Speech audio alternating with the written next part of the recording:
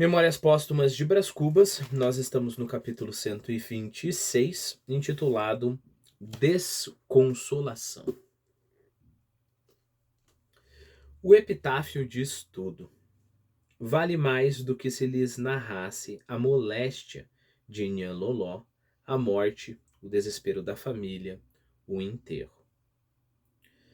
Ficam sabendo que morreu. Acrescentarei que foi por ocasião da primeira entrada da febre amarela. No final do vídeo a gente faz uma digressão, acho que vai ser bem interessante, sobre essa epidemia de febre amarela que teve no Rio de Janeiro. Não digo mais nada, a não ser que a acompanhei até o último jazigo e me despedi triste, mas sem lágrimas.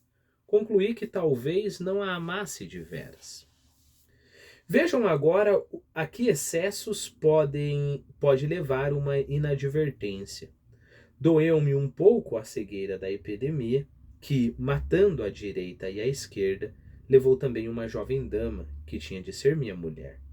Não cheguei a entender a necessidade da epidemia, menos ainda daquela morte.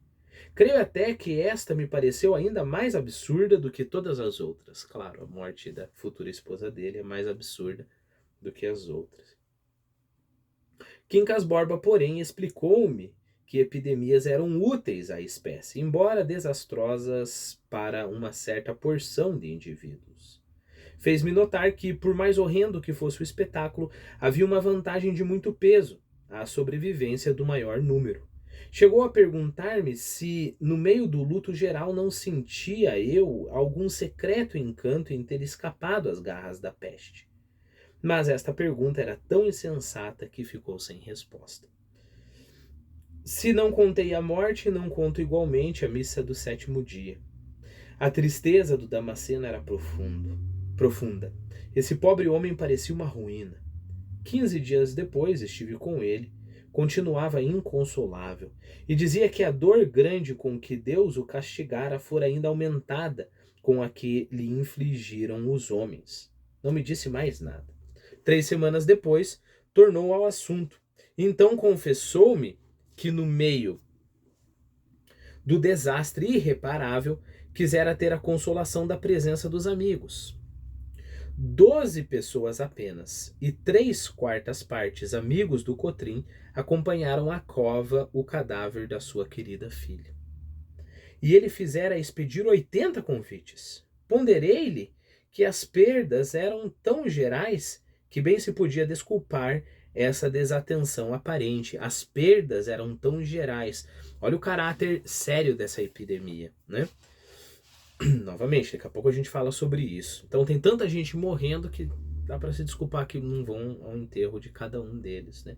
Damasceno abanava a cabeça de um modo incrédulo e triste. Qual? Gemia ele. Desampararam-me. Cotrim, que estava presente, vieram os que falou, né? Vieram os que deveras se interessavam por você e por nós.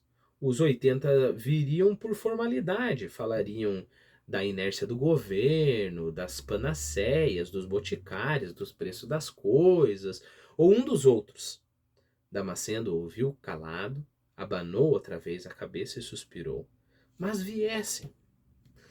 Quer dizer, por mais que seja para falar mal dos outros, né? Por não sentir uma dor real, mas que pelo menos estivessem aqui.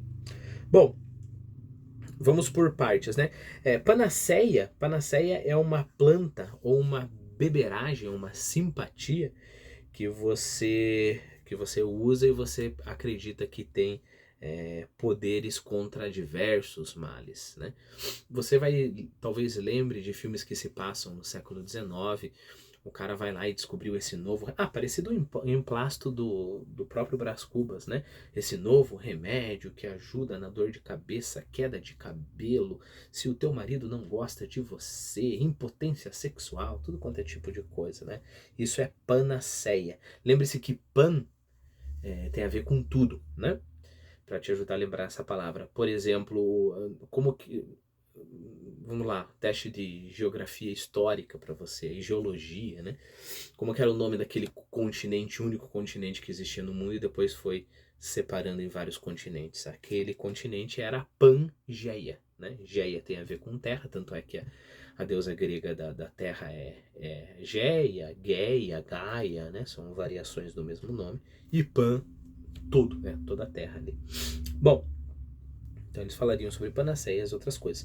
Vamos conversar sobre essa epidemia, né? Primeiro, essa epidemia, ela aconteceu, a primeira onda aconteceu no Rio de Janeiro entre 1949 e 1950, ok? 1949 e 1950. Ela é causada depois, acho que foi lá no século XX, já no começo do século XX, que eles foram descobrir que ela era causada pelo mosquito, né? É interessante que você vê os discursos de deputados na época criticando essas beberagens, criticando toda essa superstição das pessoas que não tomavam um remédio real, recomendado pela ciência, né? E acabou sendo que tanto os cientistas como quem estava fazendo simpatia, todo mundo errou, né? Os remédios não davam certo, não eram, a transmissão não era como eles estavam pensando. A transmissão era causada pelo mosquito, né? Isso foi se descobrir, se eu não me engano, no começo do século XX. Bom, uma outra coisa importante é que por causa desta, porque se pensava que a epidemia tinha a ver com as condições sanitárias, né? É por causa dessa epidemia que se passou no Rio de Janeiro, passou a lei da proibição das sepulturas das pessoas dentro da igreja. Aí você vai falar, epa, peraí, o que é isso? Lembre-se que até então, até 1850, as pessoas eram sepultadas dentro da igreja, né? Inclusive tinha várias igrejas que o chão era de terra mesmo, né? De terra batida. Às vezes nem muito bem batida, e sei lá, os caras colocavam uns tapetes ali, alguma coisa em cima. Por quê? Porque morriam os fiéis, eles cavavam ali e enterravam a pessoa, né? Isso causava que muitas igrejas tinham um ambiente muito insalubre, né? Tinha um cheiro muito forte também. Isso. Se você... Puxa vida. Se você ficar interessado, tem um canal fantástico de um historiador brasileiro, Hassuni, eu tenho que achar isso pra você, senão eu vou esquecer e nunca vou... Poxa vida, mas ele fala bastante sobre o Brasil Império, ele fala de uma forma muito mais honesta e muito mais aprofundada sobre Dom Pedro I, Dom Pedro II, ele é um grande especialista, Paulo Rezzutti, Rezzutti é R-E-2-Z-U-T-T-I, né? Ele tem um vídeo que ele fala sobre as igrejas no século XIX e todos os vídeos deles são extremamente interessantes. Então fica aí a dica. Um grande, grande historiador. Tá, então, por causa disso... E aí vamos aos números, né? Nós que estamos em tempos de Covid. Olha, eu não sei quando que você está assistindo esse vídeo. Eu estou no dia 22/1/2022, né? Então nós tivemos aí 2 anos de pandemia. Então, encontrando variantes novas, talvez você esteja assistindo esse vídeo no 2075 e Covid seja uma realidade de mais de 50 anos, sei lá. Esperamos que não, né? Mas, levando em conta o dia de hoje, vamos comparar a epidemia de febre amarela com a nossa epidemia do Covid, né? Dados do Rio de Janeiro. No Rio de Janeiro, morreram 4.000 pessoas em poucos meses, entre 49 e 50, como eu falei para você. Aí você vai falar, 4.000 pessoas, tudo bem, é bastante, mas não é tanto assim. Lembre-se do seguinte, Rio de Janeiro naquela época tinha 200.000 habitantes. 200.000 habitantes, correto? 4.000 pessoas. Vamos manter isso. Hoje em dia, Rio de Janeiro tem quase 7 milhões de habitantes. Se a gente fizer uma proporção, então eu tô pensando assim, não em número de morte, porque é claro, o número de morte foi 4.000, né, é isso, mas a proporção de quais seriam as chances de você morrer, percebeu? Quais seriam as chances de você morrer?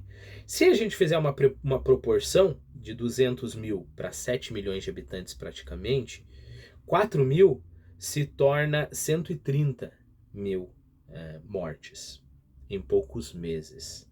Só para você ter uma noção, até agora o Covid matou no Brasil inteiro 623 mil pessoas. Né? No Brasil inteiro, contando com São Paulo, grandes centros urbanos. Né?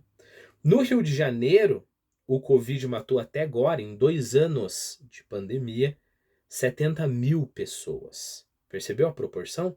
Então é de 70 mil pessoas que morreram por Covid em 2 anos para 130 mil pessoas nessa minha conversão aí proporcionalmente. Em poucos, pense nisso, né?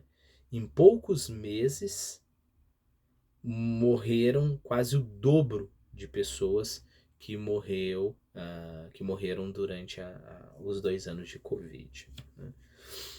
Então, era mais...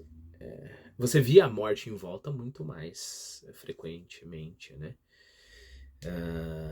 Então deveria ter sido uma coisa muito assustadora mesmo.